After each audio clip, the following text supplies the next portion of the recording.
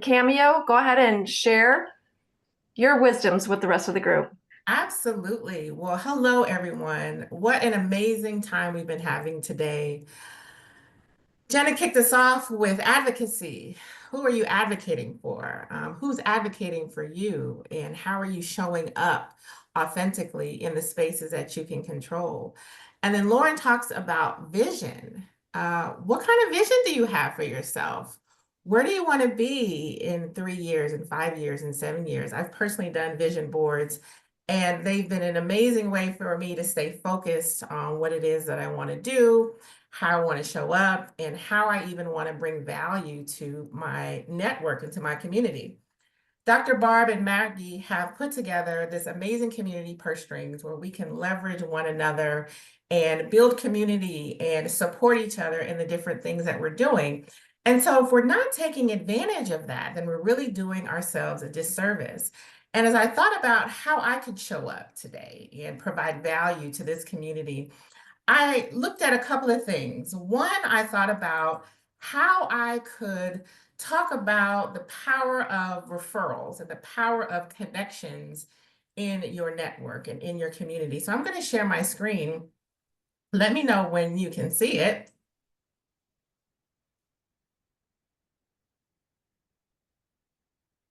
Can you see it? Not quite yet.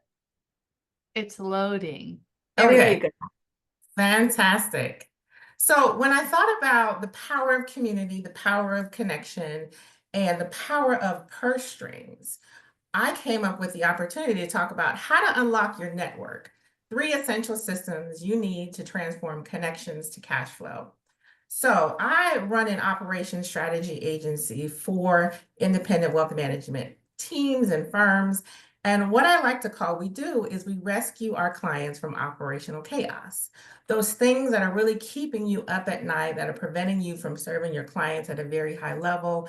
And you're not really getting to the level of efficiency that you really want to get to. And so one of the biggest things that we focus in on is systems. And I thought about how I could help this community really systematize how to build stronger connections, how to generate additional referrals, and how that actually shows up and looks like in your practice. So the big problem is most professionals rely on networking, right? We're here networking with each other, but not really on a system that converts those connections into consistent referrals. So I have a question for you. In the last month, and you can drop this in the chat, how many referrals have you received?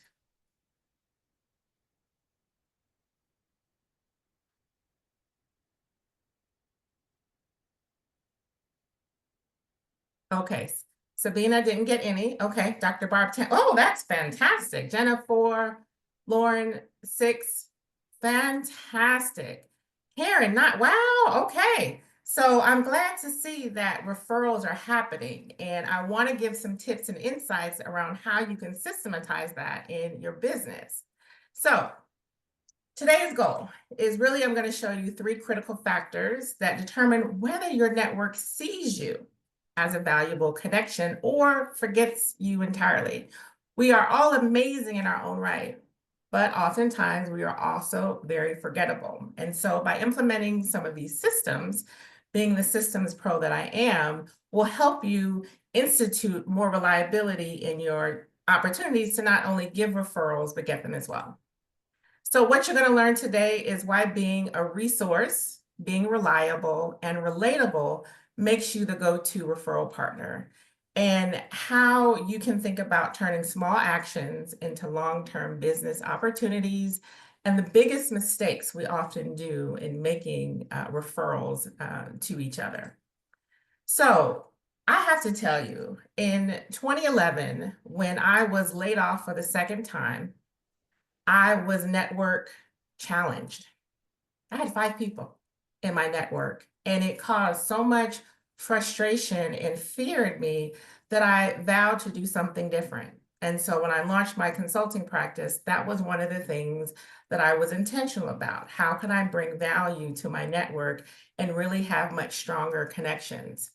So with this being Women's History Month and me being a business owner, and I thought about who in history has made a significant impact on the lives of women, and in particular, women who've started their own businesses, is Madam C.J. Walker. And she is recorded as the first female self-made millionaire in America, had a hair care and skincare line that catered to African-American women in the early 1900s. And so when I thought about my journey and I thought about the things that she had to go through being a Black woman at that time in history, she said she had to make her own living and make her own opportunity. And she made it. So don't sit down and wait for opportunities to come to you. Actually get up and make them. And this infographic, Dr. Barb and Maggie put this up, is what if success wasn't about working harder, but working smarter? And that really, really resonated with me. So as we go through today's presentation, really think about how you can show up in different ways to make you more either reliable or relatable in your network. So the first thing is being a resource. Why being a resource matters. People remember and refer those who help solve problems. If you're not showing up and presenting yourself as a problem solver, people may not remember you as much. You also want to provide value that makes people want to refer you. And we're going to talk about what some of those ideas are shortly. You also don't want to reach out when you need something. You're never going to build long-term referral partnerships when you do that. And I know in my network, what I often do is when I'm talking with people is I'll say, how can I help you? That's usually how I start the conversation. And I've been fortunate to make connections even in this community of how I can help you and how I can introduce you to someone who could help you. So how do you actually do this, right? How do you be a resource in your network? And there's a couple of different ideas here. One idea that I really love is making strategic introductions and introducing people in your network who can benefit from knowing each other. I had an opportunity to make some connections and really connect the dots around what business owners need, who they should be connected to, and who they should be considering being strategic partners with. You also want to think about offering solutions beyond your services. So if you're not the right fit for a client, you can refer them to someone who is. I'll give you a quick story. I met an independent financial advisor who launched his own firm, and he was asking me around my operation services. But as he continued to talk and tell me that he wasn't clear on his ideal client avatar, and he wasn't sure about his branding and his marketing strategy, I said, you know what? There's actually someone else that you should know. And so I was able to then make an introduction to a sales and marketing coach who he needed at that time. So don't always lead with what you offer, but think about what your colleagues offer and being able to make those strategic introductions. And then sharing useful insights, articles, industry news, personal experiences and personal stories go really well, and you will start to position yourself as being a resource. So how this system works, right? Because we know that networking can be overwhelming, and how do you make sure you do all the things? You want to make sure that you have a vault of resources that you can quickly access when you need to. Being able to have templates and articles in a Google Drive. I keep things in my CRM. I've attached them even to email templates that I can very quickly send out to individuals. I have one for purse strings, actually. I sent one this morning to a colleague who wasn't aware of purse strings. And so I send out that email to her so that she has that information. You can also think about offering intro calls or having Q&A sessions for new connections to really showcase your expertise. All of these things are helping you to build a system. And when you have those systems readily available and you can access them very quickly, it becomes and shows you as someone who's very resourceful. So the second one is being reliable. Oh my goodness, how many times have we shown up and met people who just were not reliable? This is one of the secrets to more referrals, because at the end of the day, unreliable people don't get second chances. And so if you've missed a meeting, if you're slow to respond to a referral that you've gotten, or you've dropped a referral, can really cost you big. So I want you to think about how you can increase the speed of responding to referrals by having email templates or different things in your arsenal that you can pull out when you need to. Another big one is your word is your brand. All you have is your word. So if you don't follow through, people aren't going to trust you and they're not going to see you as reliable. So these are different things that you can think about in order to improve your ability to get referrals. And let me also say that referrals don't always come from clients or past clients. I've recognized and realized that referrals can come just as strongly through our networks, whether it's here in Purse Strings, other networking groups that you might be a part of. And so think about how you can amplify your referability throughout your network by using some of these tactics. So, how to become the most reliable person in your network. You want to track referrals and do follow-ups.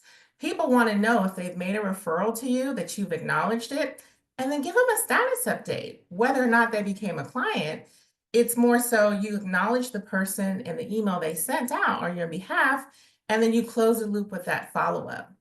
Making sure you respond quickly and professionally. I can't tell you how many times I've made referrals to individuals and they've taken a week to respond. They don't rank high on my referrals list, unfortunately, because they took too long to respond. Because speed and clarity really makes a huge difference in how people perceive you, as well as the potential client or potential strategic partner. So how does this system work? We're building on things. You can have a CRM or a spreadsheet to track every referral given and received. I have that information in a spreadsheet. And then, like I mentioned, sending quick updates to referral partners so they know that their introduction mattered. So let me ask a quick question. The last time someone referred to you, did you respond within the first day of getting that referral? And if you did, put a yes in the chat. If you didn't and you're willing to be transparent, put a no. Okay, I see a lot of yeses. Yes, yes, yes. Sarah says yes. Heather, Jamie, Karen. Oh, Laura, I appreciate your transparency on that. And I'm going to give you some tips to close the loop on that.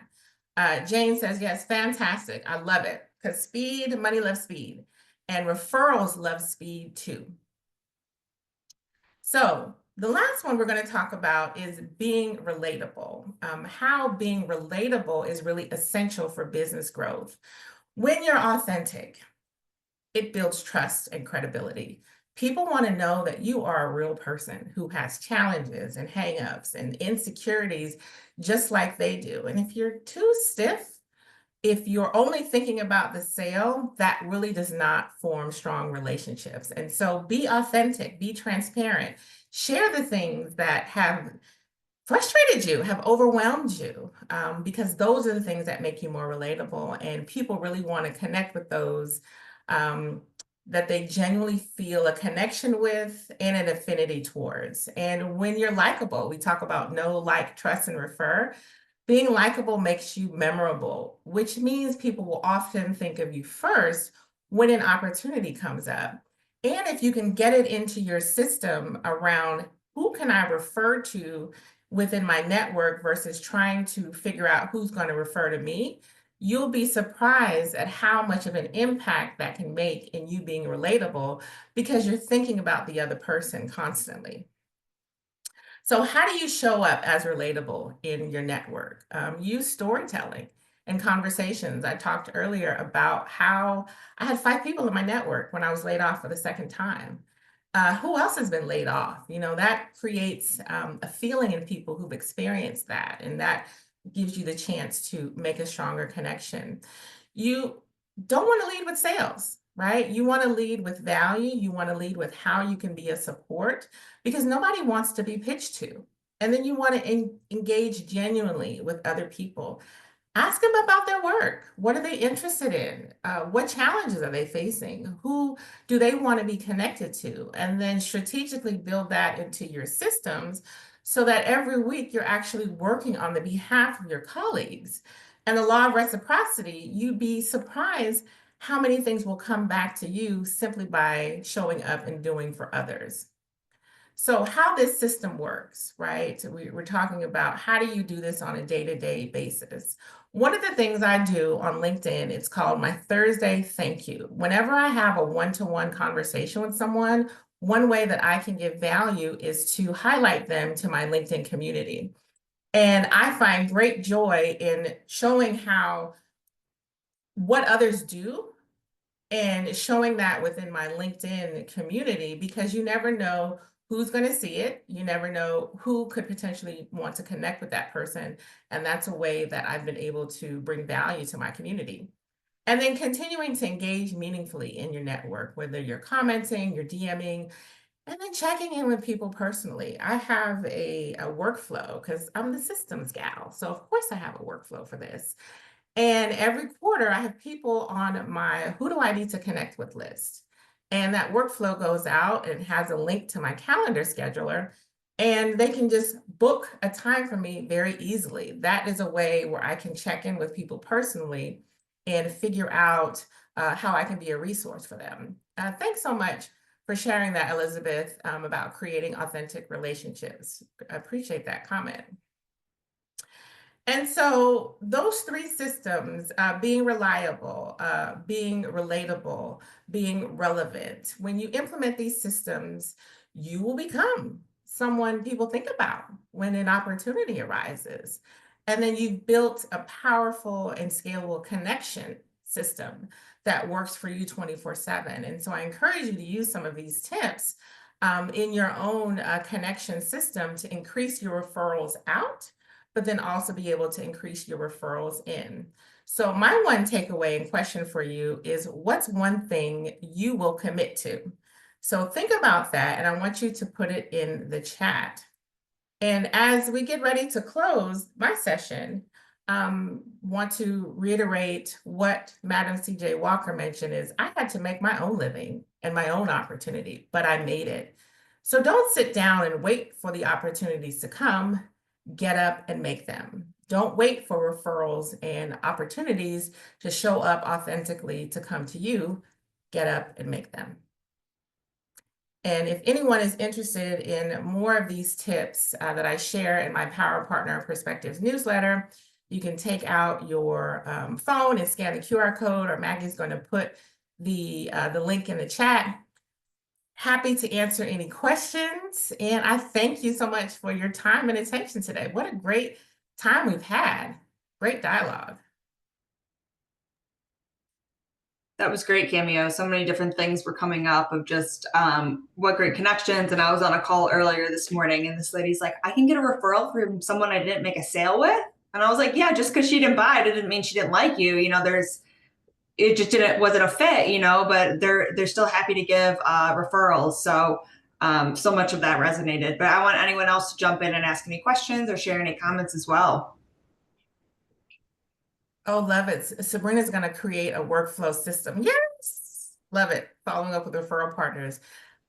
Literally, this is what keeps my sanity. These systems I've created in my business. So yeah, Cameo is the systems queen. She is amazing. So we'll talk about rinse and repeat. If you want help with systems, you need to reach out to her. She's fantastic.